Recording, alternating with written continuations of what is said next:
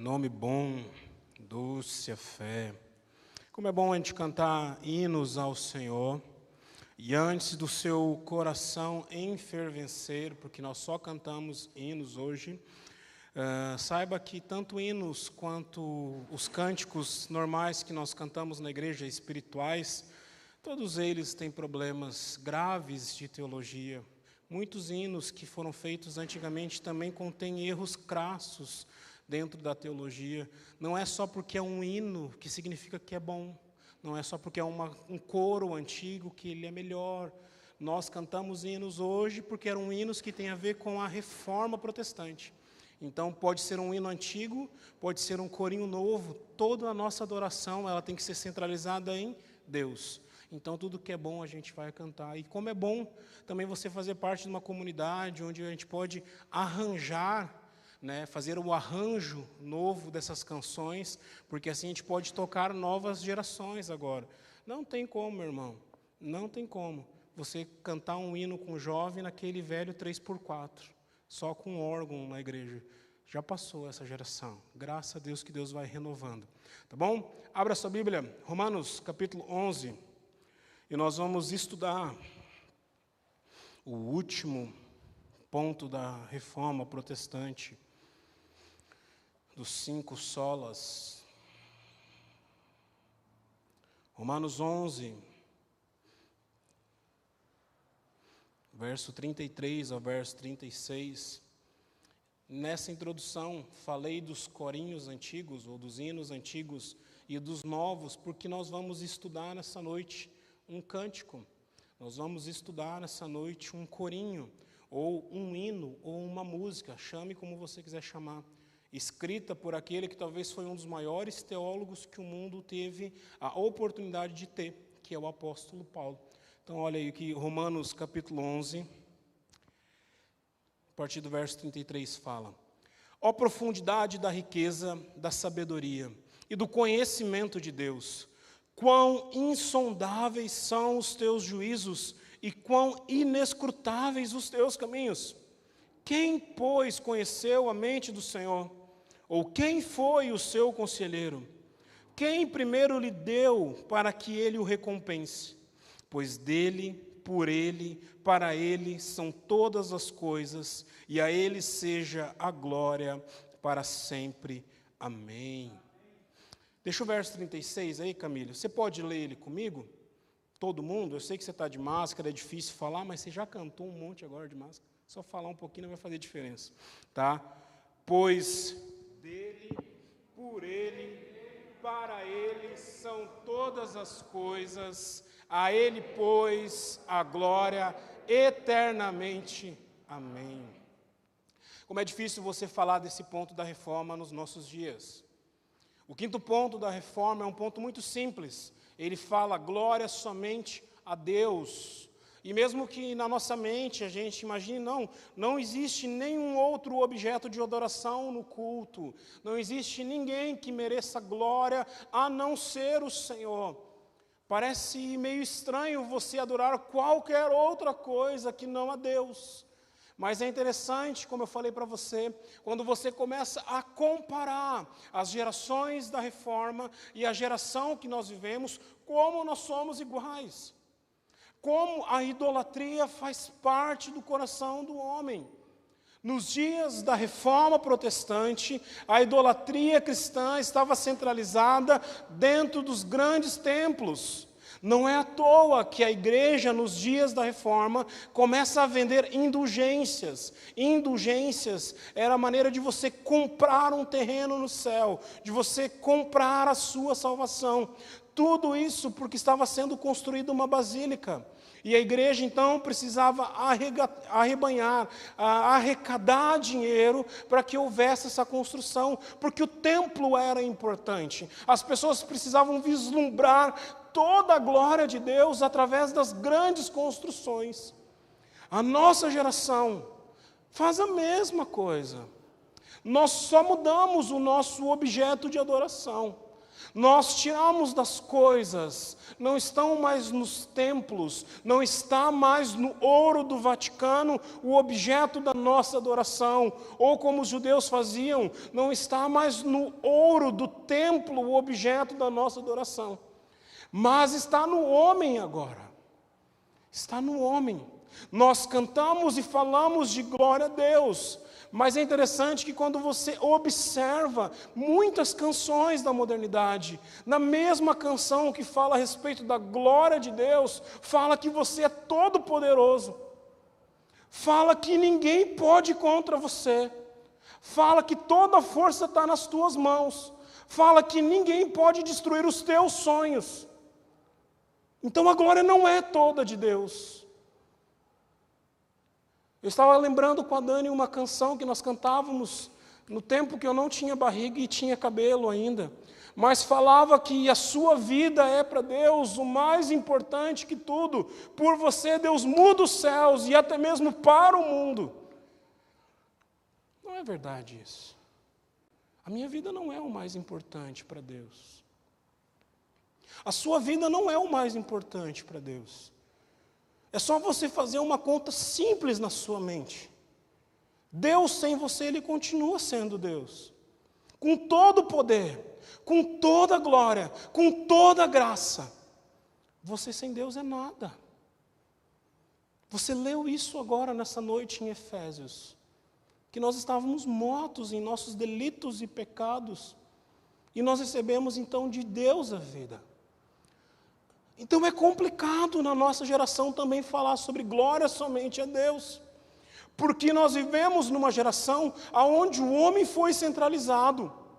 Muitos púlpitos de diversas igrejas, não são mais só comunidades cristãs, protestantes, de diversas igrejas, você não tem mais a pregação do Evangelho. Sobem aos púlpitos coaches, que vão te ensinar como você ser melhor no seu trabalho, como você ser um melhor marido, uma melhor mulher, mas não ensinam a palavra de Deus. Há um mal ainda na nossa geração, além da idolatria ao homem, que é a idolatria da igreja. As igrejas históricas, principalmente nós, igrejas históricas, nós achamos que nós somos a bolachinha mais recheada do pacote. Nós achamos que porque nós participamos de um grande movimento chamado Reforma Protestante, que agora tudo que a gente fala é certo. Tem muita igreja ruim por aí, meu irmão. Tem muita igreja presbiteriana ruim por aí. Uma das linhas da igreja presbiteriana americana passou a ordenar agora homossexuais. E é uma igreja de linha histórica. Não tem nada a ver com a nossa igreja. Mas é uma igreja que é uma linha histórica. Tem muita igreja batista, para não falar só de nós, falar dos nossos primos também, né? Tem muita igreja batista, que você vai no culto de batista, não tem nada. Nada.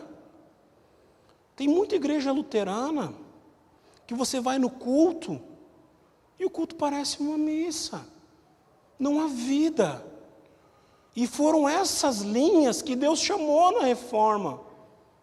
Lutero começa a reforma protestante. Os anabatistas, juntamente com Lutero, começam a revolução contra a Igreja Católica. João Calvino, que é o pai do presbiterianismo, é a mente filosófica da reforma protestante. Ter participado de um grande movimento da história não faz de você alguém especial. Os judeus já faziam isso. Lembra de um dos argumentos dos fariseus, quando eles iam argumentar com Jesus a respeito da pregação de Jesus?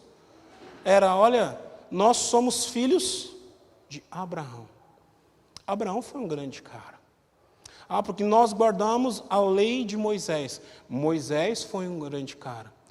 Porque nós servimos o grande rei Davi, foi um grande cara. Quem é você? Quem são vocês?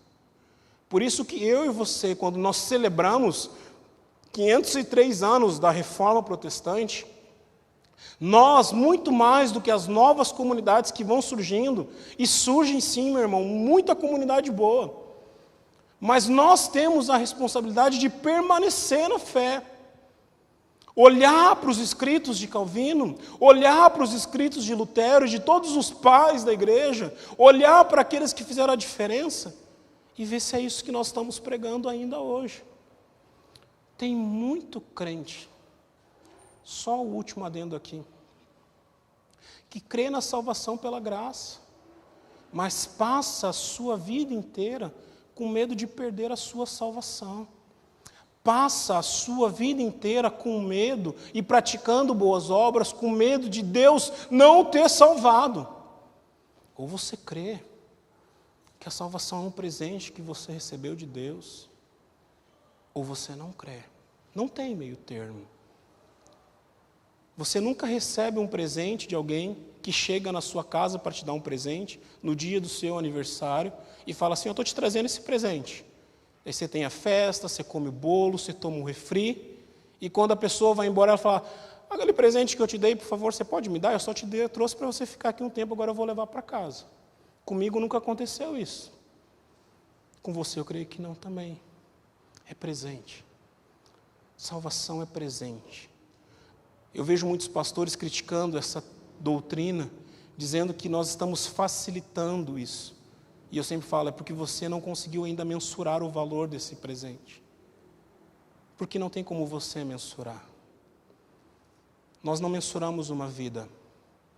E o valor que foi pago para que eu e você recebêssemos a salvação foi o sangue de Cristo Jesus. Pago na cruz. É um presente.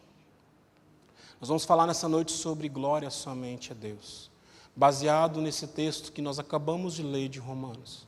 Romanos é uma carta magna do apóstolo Paulo. Você pode ler essa carta quando você chegar em casa. Se você quer conhecer um pouco das Escrituras, existem alguns livros, Gálatas é assim, Romanos é assim, que você pode ler a versão resumida de tudo aquilo que está nas Escrituras. Eu creio que o apóstolo Paulo, quando ele escreve a carta aos Romanos, é o momento onde Deus mais iluminou a sua mente. O cara estava inspirado quando ele escreve esse texto. Então, convido você a ler a carta de Romanos. E deixo te fazer um desafio. Não adianta você ler a carta de Romanos sentado na frente da televisão vendo o jogo do Vasco, do Grêmio, do Inter ou do Chavante. Você não vai entender. Tem muito texto difícil ali em Romanos. Tem uns versículos que você começa a ler e você precisa voltar 2, 3, porque senão você não dá conta de entender. Tanto é que o apóstolo Paulo ele faz algo que ele não faz nas outras cartas. Ele dá umas pausas. Nós estamos numa pausa aqui, onde ele ora, onde ele canta. É como se ele olhasse para o pessoal que está lendo a carta e dissesse assim: ó, respira. Segura o tranco, que vai vir mais bomba. Então nós vamos ler e vamos estudar nessa noite esse respiro, essa pausa, na inspiração de glória somente a Deus. Primeira verdade que eu queria que você guardasse é que o Deus que nós servimos é um Deus grande. O Deus que nós servimos é um Deus grande. Ó profundidade da riqueza, tanto da sabedoria quanto do conhecimento de Deus. Quão inescrutáveis são os seus caminhos. Você não consegue mensurar o Senhor. Você não consegue entender o tamanho de Deus. Você não consegue saber o quanto Deus tem poder. Por isso que muitos querem destituir a sua autoridade. Porque nós queremos mensurar a Deus com a nossa mente. Nós queremos mensurar e fazer com que Deus haja da maneira que nós iríamos agir. Então, quando nós somos confrontados, nós revidamos. Quando nós estamos tristes, nós atacamos as pessoas, nós nos escondemos, e nós queremos que Deus ele haja da mesma maneira. E quando Deus não age da mesma maneira, nós tentamos então diminuir, porque nós não compreendemos. E se existe algo que você aprende quando você tem relacionamento com as pessoas, é que as pessoas temem tudo aquilo que elas não conhecem. As pessoas têm medo de tudo aquilo que elas não dão conta de saber. As pessoas querem fazer bullying, as pessoas querem diminuir, menosprezar, porque elas não dão conta de entender o tamanho daquilo que está na sua frente. Nós mensuramos várias coisas. Um dia, Gustavo Kirten, dando uma entrevista, ele falou assim: se você não sabe quem é Gustavo Kirten, você provavelmente tem entre 16 e 15 anos. Se você sabe quem é o Gustavo Kirten, você já é mais velho. Mas o Gustavo Kirten foi o maior tenista que o Brasil já teve. E ele, dando uma entrevista, ele falou assim que quando ele entrava nos jogos, ele, mais do que saber que ele iria ganhar, ele já sabia que o cara que ia jogar contra ele sabia que ia perder. Tinha a certeza de todo o poderio que o Gustavo Kirten tinha dentro daquelas linhas. Nós temos medo daquilo que nós não conseguimos mensurar. Por isso que quando nós falamos de Deus, nós usamos a expressão temor. Semana passada nós falamos um pouco sobre isso, sobre uma geração que não teme mais a Deus, sobre uma geração que vive sem o temor de Deus. E nós precisamos realmente temer. Nós precisamos realmente ter medo daquilo que Deus poderia fazer com a nossa vida, se não fosse a graça de Cristo Jesus. Eu vejo muitos vídeos e muitas memes brincando de chacota com Deus, dizendo que existe um Deus mau nas Escrituras, existe um Deus, muitos pastores criaram uma geração onde mostra somente o Deus opressivo, o Deus que manda, o Deus que está sentado num trono, julgando a sua vida.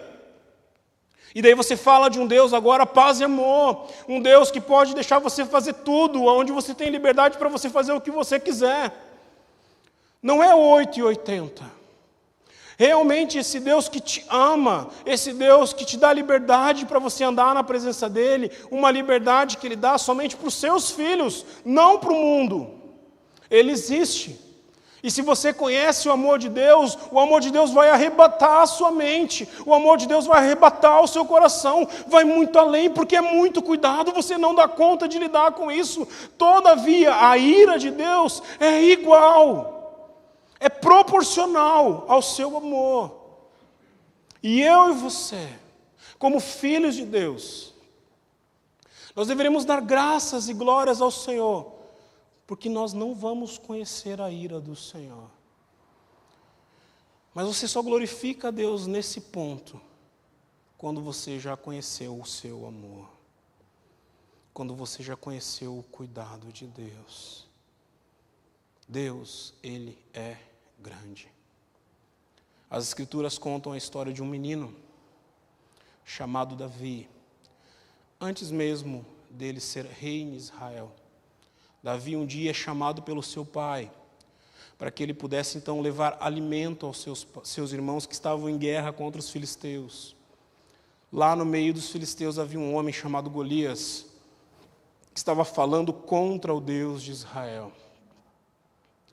Davi não estava preocupado, quando ele ouve aqueles brados, com Israel ser menosprezado.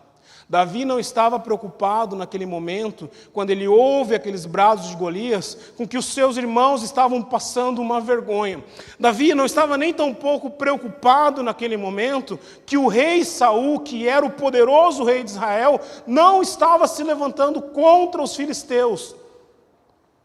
Davi, ele chega para os seus irmãos e diz assim, ele quer lutar com alguém, ele vai lutar comigo, porque ele está levantando o nome dele contra o Deus de Israel. E quando ele vai lutar com Golias, Golias zomba da cara dele, falando que ele era um menino. E ele fala, você vem contra mim com espada e lança, eu, porém, vou contra ti em nome do Senhor dos Exércitos. Ele sabia a grandeza do Deus que ele servia. Ele sabia o tamanho de Deus. Nós somos uma geração onde nós perdemos o tamanho de Deus. Nós não mensuramos mais essa grandeza. Nós não paramos e dobramos o nosso coração, ou a nossa mente, ou as nossas canções, da mesma forma que o apóstolo Paulo aqui está fazendo. É como se ele estivesse parado na frente de Deus. É como se ele estivesse refletindo toda a glória de Deus e falando assim, quão grande o Senhor é. Não é Covid, gente.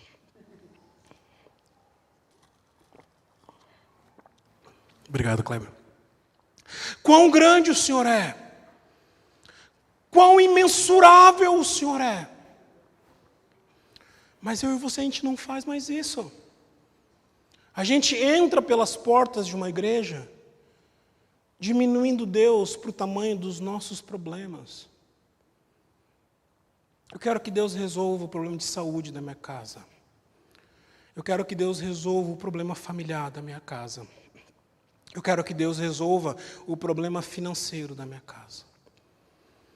Eu quero que Deus resolva os conflitos do meu coração. Ele pode fazer tudo isso e muito mais. Ele é muito maior. A primeira ideia que eu queria que você guardasse nessa noite: nós servimos a um Deus que é grande. Abra sua Bíblia novamente, Romanos 11, se é que você já fechou, versos 34 e 35. Quem, pois, conheceu a mente do Senhor? Ou quem foi o seu conselheiro? Quem primeiro lhe deu para que ele o recompense? Se nós servimos a um Deus grande, eu quero te dizer uma segunda ideia para você guardar nessa noite. Eu e você somos pequenos. Guarde isso no seu coração. Eu e você somos pequenos. O apóstolo Paulo, como eu falei para você, eu quero que você tenha essa visão dele ao escrever esse hino. Ele está na presença de Deus, contemplando toda a glória de Deus. Primeiro ele fala a respeito de toda essa grandeza. E agora ele começa a olhar para isso e dizer assim: quem, pois, deu isso para Deus? É como se ele olha para Deus e aqui ele está olhando para a igreja. E ele está dizendo: olha, está vendo o tamanho de Deus? O que você pode fazer para somar nisso com Deus?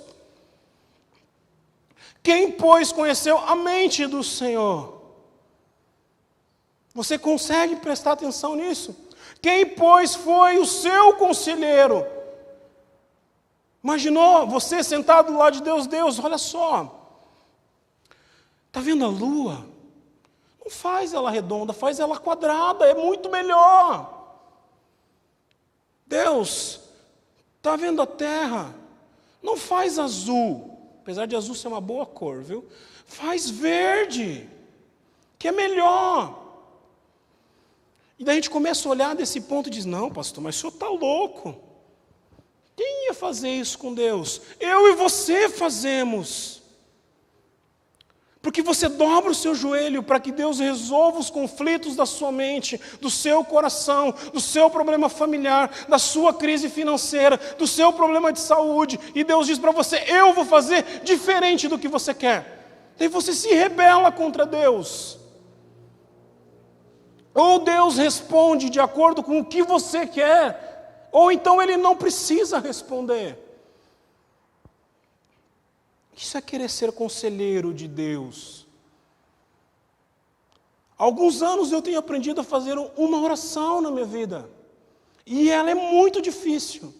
E eu queria desafiar você a fazer ela nessa noite. É assim: Deus, faz a tua vontade. Eu preciso de um monte de coisa, fera. Não é porque eu sou pastor que eu não tenho necessidade. Queria ter um carro melhor, queria ter um salário melhor, queria ter uma saúde melhor. Queria que Deus cuidasse dos conflitos da minha casa. Queria que Deus cuidasse dos conflitos da minha igreja. E todas as vezes que eu dobro o meu joelho e começo a falar: Deus, faz assim, faz assado, faz desse jeito, muda assim, muda desse jeito. Eu estou dizendo: Deus, eu quero aconselhar o Senhor. Eu quero ser o teu coach. Porque eu acho que o Senhor não entendeu. O Senhor entende muita coisa, mas na minha vida o Senhor não entende. Paulo está virando para os seus leitores e para a igreja dizendo assim: quem, pois, foi conselheiro do Senhor? Quem pode chegar diante de Deus e falar assim: Deus, faz assim? Ninguém. E ele termina dizendo assim: quem, pois, primeiro lhe deu, para que depois lhe recompense. Abrindo um parênteses aqui, meu irmão. O pastor de vocês hoje está sem voz, porque eu estou com uma creche na minha casa. Começa uma escadinha de 4 anos e vai até 8 anos. Tem 5 espécimes na minha casa. 2 dias já. Vão ficar mais 2. Então eu já estou sem voz. Não dá conta. Fecha o parênteses. Quem, pois, primeiro deu a Deus, para que ele pudesse então ser recompensado. A gente olha primeiramente e diz assim, eu não tenho nada para oferecer a Deus. Então para que você faz campanha das 7 semanas? Por que você faz então a campanha dos 12.000 meses? Para ouvir de Deus a resposta ou para dizer para Deus o que você quer? Tem muita gente que ainda não entendeu o que é jejum e oração. Dos dois lados.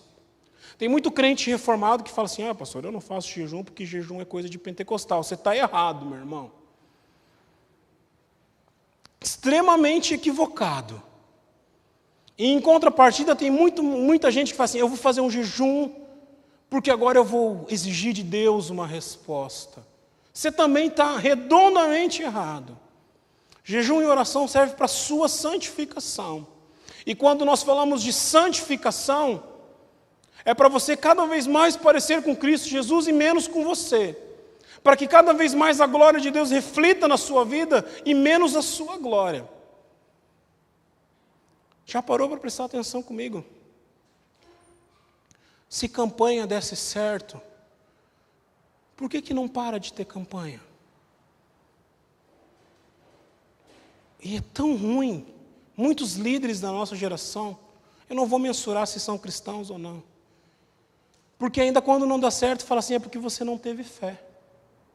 E joga para cima de você. E tem muito crente bobo que realmente acha, eu não tive fé. E daí quando fala para mim, que acredito num Deus soberano, que quando eu olho para as Escrituras me dizem que todos os dias da minha vida já foram escritos por esse Deus, e que eu preciso simplesmente estar na presença de Deus para que eu possa conhecer qual é a vontade dEle para a minha vida. O bobo sou eu.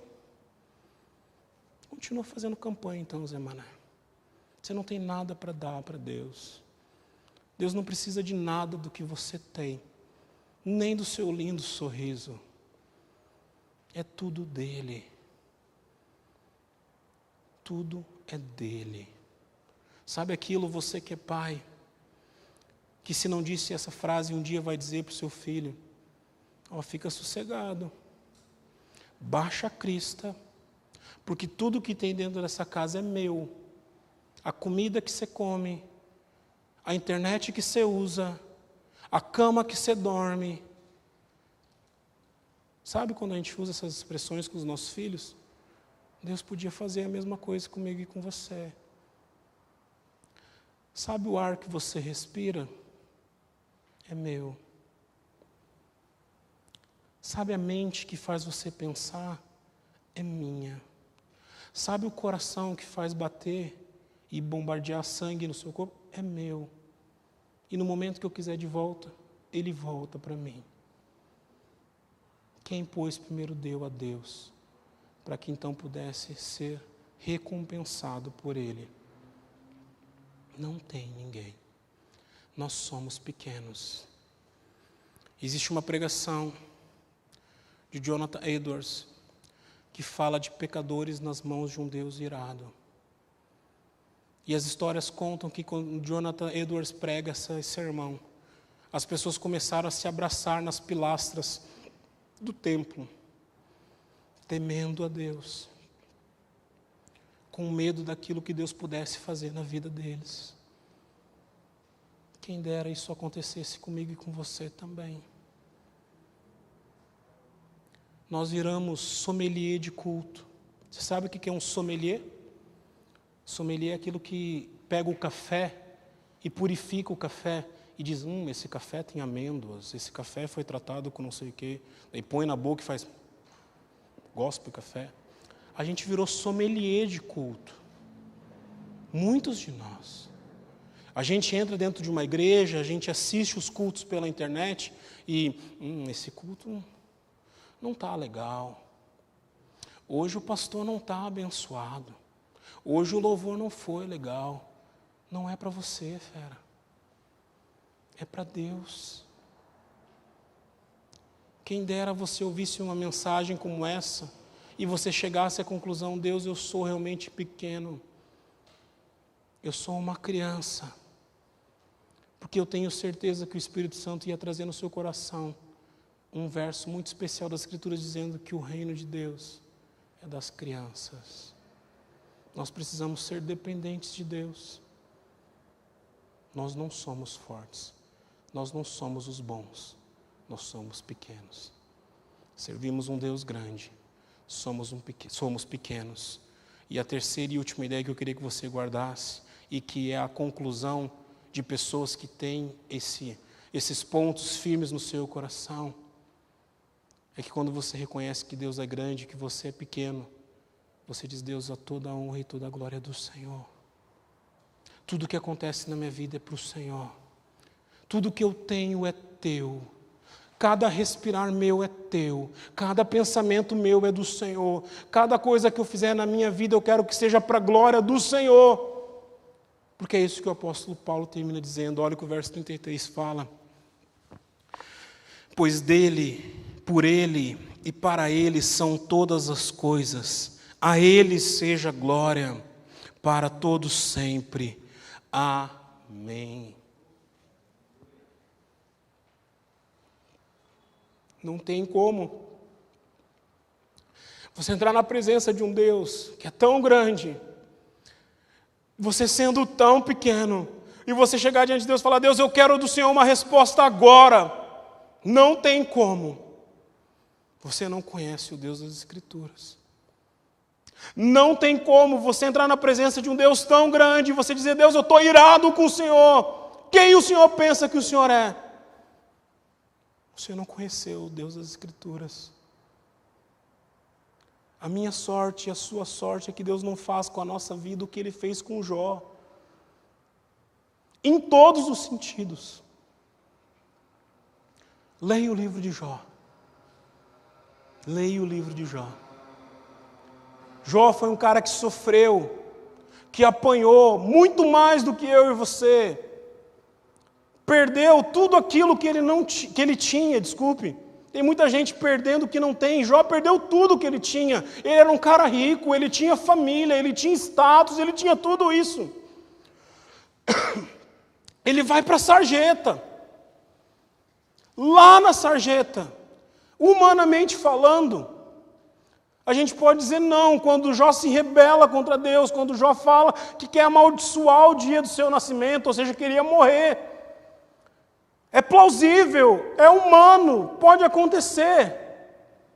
Porque eu e você, a gente está com dor de dedo e fala: Deus, o que está acontecendo na minha vida? O Senhor não me ama mais. A gente não consegue mais ir no McDonald's e fica: Deus, como que eu não vou comprar o meu número 1 que gosto tanto? O que o Senhor está pensando? Jó sofreu de verdade, viu? E a gente pensa, quando Jó reclama de Deus, que Deus, nossa, vai pegar Jó no colo, vai fazer carinho em Jó, vai passar a mão na cabeça de Jó. Deus se levanta e fala assim: ei, Jó, quem é que você pensa que é para estar falando comigo desse jeito? Onde é que você estava quando eu botei cada estrela no céu? Onde é que você estava quando eu criei cada dobra do crocodilo? Onde é que você estava quando eu botei no ventre do hipopótamo toda a força que ele tem? Aonde você estava, Jó? Aonde você estava? Aonde você estava? E Jó, depois de ser destroçado por Deus, ele fala: então eu sei que o meu Redentor vive. E um dia ele há de vir sobre a terra. É depois que Jó é destroçado por Deus, ele fala assim: antes eu te conhecia só de ouvir falar, mas agora os meus olhos te veem. Por isso, meu irmão, quando nós reconhecemos que Deus é grande e que nós somos pequenos, a primeira ideia que nós temos no nosso coração é que todas as coisas provêm dEle. Tudo é dEle. Todas as coisas acontecem por Ele, porque Ele determinou e porque Ele quis. Começa a dar coisa errada na sua vida, você pensa assim: vou ver o que eu estou fazendo de errado. Acho que eu não dei dízimo esse mês, o devorador está entrando na minha casa. Tenho que cuidar da minha vida. Satanás está mexendo comigo. É Deus, meu irmão. Pode usar tanto Satanás quanto quem ele quiser. Todas as coisas que acontecem na sua vida acontecem por conta de Deus. Segunda ideia que você precisa ter no seu coração é que somente Ele é digno de receber toda a honra, toda a glória e todo o louvor para todo o sempre. A gente tem dificuldade de receber elogio. O pastor recebe crítica e elogio na mesma proporção. Tem gente que critica o sermão e que elogia o sermão. E quando elogia, eu falo, Deus, a glória é sua. Se abençoou o coração, foi o Senhor que falou. Se modificou a vida do homem, é teu Espírito Santo que está modificando. Que consegue pegar as palavras pequenas, que consegue pegar os pensamentos finitos do pastor Rodrigo e transformar de uma maneira que penetre no coração do homem e transforme por conta da palavra, não minha, dele. E quando dá errado, fala, Deus, tem misericórdia, porque eu devia ter me preparado melhor, devia ter feito melhor. E talvez por conta da minha falha, as pessoas deixaram de contemplar a grandeza da tua glória. É dele a glória. Ele não divide a glória dele com ninguém. A adoração é sempre para ele. O povo de Israel, e eu quero findar com esse ponto aqui, tentou fazer isso. Lembra que Deus havia feito grandes sinais e grandes maravilhas. Deus chama Moisés para ter um tete-a-tete, uma DR com Moisés. Moisés fica muito tempo em cima do monte. O povo chega para Arão e fala assim, nós estamos sem Deus. Arruma um Deus para a gente. Arão faz o que todo pastor da teologia da prosperidade tem feito nos nossos dias. Dá o teu ouro aqui. Nós vamos arrumar um Deus para vocês. E Arão faz uma coisa que todos esses pastores continuam fazendo ainda. Mente. Porque quando Moisés chega, ele fala, eu joguei esse ouro no fogo e saiu um cordeiro. O texto não fala isso. O texto fala que ele forjou o cordeiro.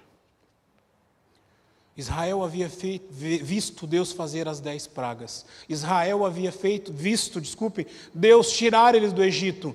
Mas bastou alguns minutos, alguns dias, um mês, para eles se dobrarem na presença de um cordeiro feito de ouro e dizer, você é o nosso Deus, nós adoramos você, você nos tirou do Egito. Naquele momento Deus olha para Moisés e fala, desce porque o teu povo aí está pecando. Desce porque o teu povo aí pisou na bola. Porque Deus não divide a glória dele com ninguém. Enquanto você achar que você é alguma coisa, meu irmão, Deus vai continuar destroçando você para mostrar que você não é nada. Tem um grande pastor da nossa geração que nessas últimas semanas caiu. Começou a falar um monte de besteira aí na internet. E eu tenho visto muita gente entrar nos Facebooks da vida e criticar. Eu só fico sossegado, porque como eu falei para você, eu tenho barriga e cabelo de quem já é mais velho do que muitos de vocês. Porque eu vi a mesma coisa acontecer com Caio Fábio.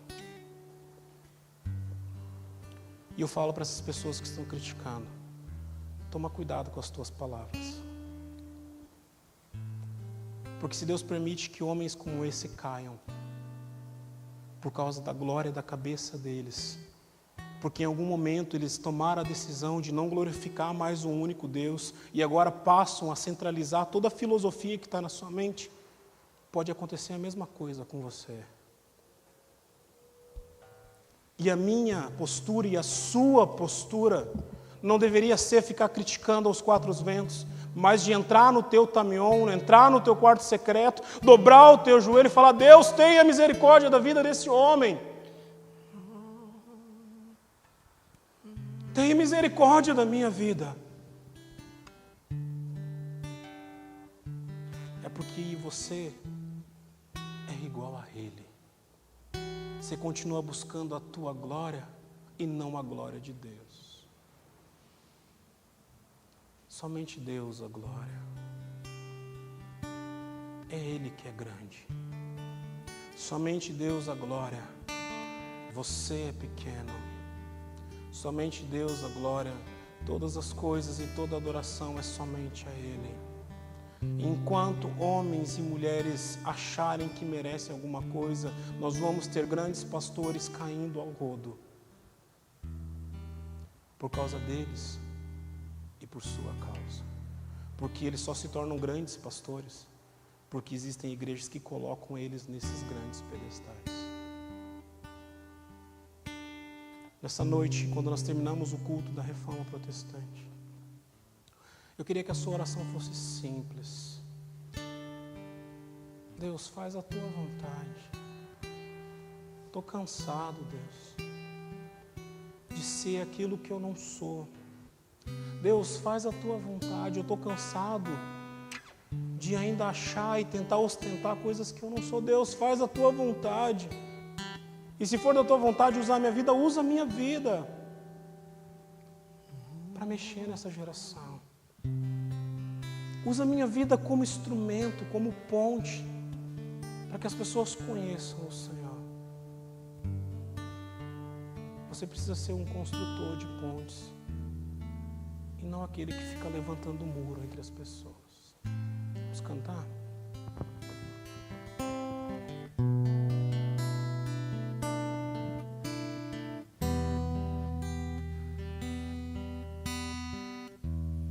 Porque dele, por ele, para ele são todas as coisas. Porque dele, por ele, para ele são todas as coisas.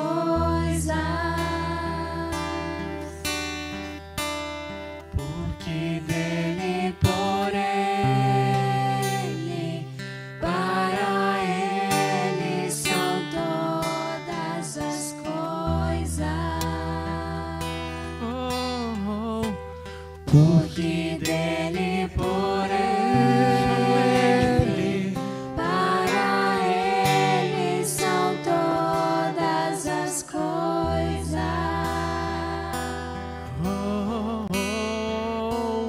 A ele a glória,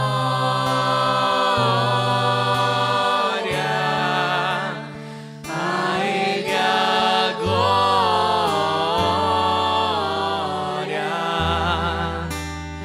a ele a glória, para sempre. Amém.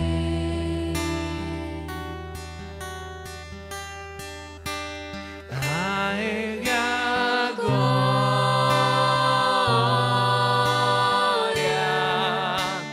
a ele a glória,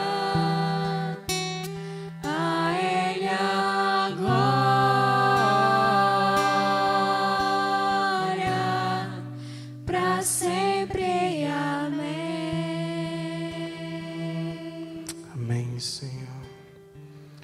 Toda a honra e toda a glória do Senhor. Até porque, Deus, nós não teríamos a mínima condição de estar naquela cruz. Nossos melhores pensadores e as melhores mentes da nossa geração não dariam conta de fazer a criação como o Senhor tem feito. Os melhores psicólogos e conselheiros da nossa geração não dão conta de entender o coração do homem como o teu Espírito Santo entende. Então, toda a honra e toda a glória é tua, Senhor, porque é teu todo o trabalho, Senhor. Continua, Deus, a usar, Deus, homens e mulheres com o coração quebrantado, Senhor, que reconheçam o quão pequenos são, o quão desprezíveis são, Deus, e que é um privilégio, Deus, estar sendo usado pelo Senhor. Desperta, Deus, homens e mulheres que conheçam a tua grandeza, Para sempre. Que fiquem, Deus, pasmos, Deus, fiquem derramados, contemplem a tua grandeza. Que esse movimento que o Senhor começou há 500 anos, ele continue no nosso coração. Estamos centrados na tua palavra, centrados em Cristo, na fé, na graça. E que o nosso coração em nenhum momento venha querer glória que pertence somente ao Senhor. Porque eu sei que o Senhor pode continuar fazendo. Os céus ainda não se rasgaram. Então nós temos trabalho a realizar. Até o Senhor voltar. Quebranta o nosso coração. Faz a tua vontade em nós. Em nome de Jesus, Senhor amado.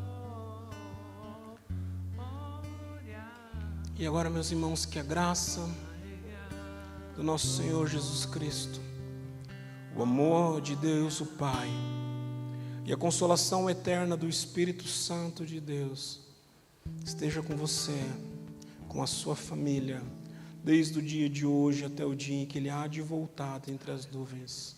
É em nome dEle que oramos, em nome de Jesus. Amém.